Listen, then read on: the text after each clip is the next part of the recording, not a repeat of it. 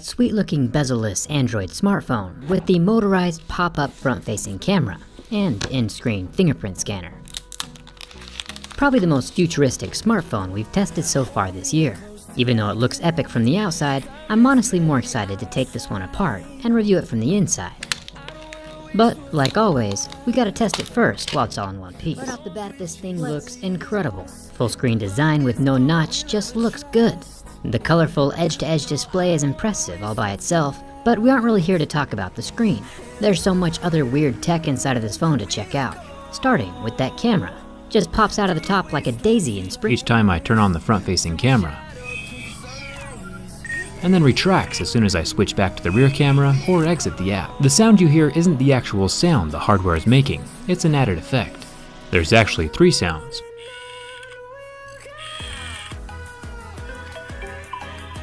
I'm going to leave mine muted, but if you're looking to impress your friends or show off the mechanical extremity of your phone, the extra sound is a nice effect.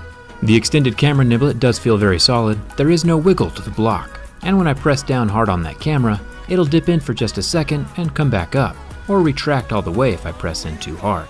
It's still very firm though, and feels like it can handle its own.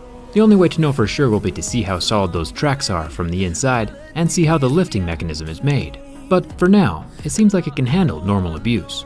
Even when I try to hold the camera out while it's pulling itself inside, the first time the motor is strong enough to yank the camera from my grip, but the second time the gears spin for a second and then succeed in pulling it back.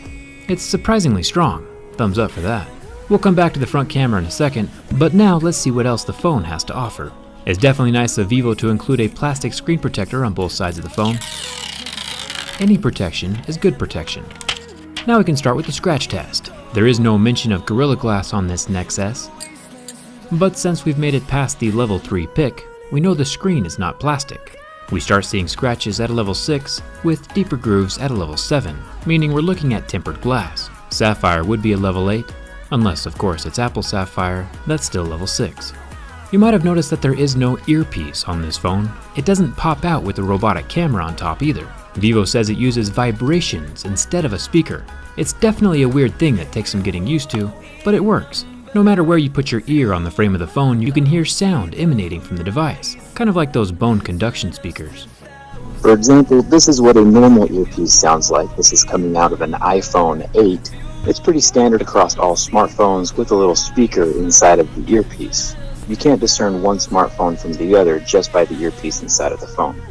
Unless, of course, there is no earpiece speaker inside of the phone. This is what it sounds like from inside the Vivo Nex S. It's done through vibrations instead of a speaker, and pretty much sounds the same no matter where you're listening to from the phone, since the vibrations encompass the whole frame. It sounds a lot like a speakerphone, but contained in a much smaller area. Another successfully hidden component is the fingerprint scanner, hidden underneath the display. I tested this previously with the Vivo X20, and even with scratches on the glass, the Vivo Nex S still functions. Hiding the scanner under the screen is pretty impressive, technologically and physically. I made a super in-depth video on what that particular component looks like with the Vivo X20. It's pretty magical. With a close-up look at this Nex display, you can't even see where the scanner is hidden, so they're doing a pretty good job. The sides of the phone are made from metal, including the volume button and power button. At the top of the phone, we have our headphone jack, which is incredible. Vivo has a bezel-less, notchless phone and still includes that headphone jack, while Apple's over there claiming there's no room and dongles are the way to the future. Last time I checked, Apple sold 23 different dongles, so you know what direction Apple's taking their innovation. Taking a closer look at the front-facing 8-megapixel camera, the metal housing is solid, with no loose movements in any direction. The camera lens is made from glass, which is important, because aluminum is lower on the hardness scale than glass is, which means no matter how many times the lens extrudes out of the phone, it won't ever get scratched up by the metal right next to it, even if it ends up rubbing a bit. A scratched up camera lens would be annoying. The back of the camera has more metal, and a little auto-lifting logo on the back.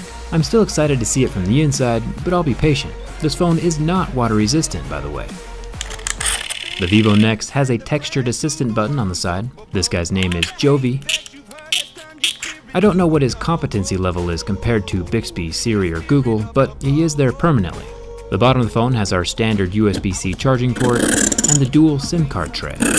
Fun fact, if you ever stick your little tool in the wrong hole, like this little microphone hole here right off to the side of the tray, it probably won't cause any damage, since the microphones are placed off at an angle inside the phone, and the tool only goes straight in. The psychedelic back panel is pretty intense. Instead of Vivo just picking one color, we get all the colors. It is glass, which makes me think that a clear phone might be a real possibility. I'll have to give that a try.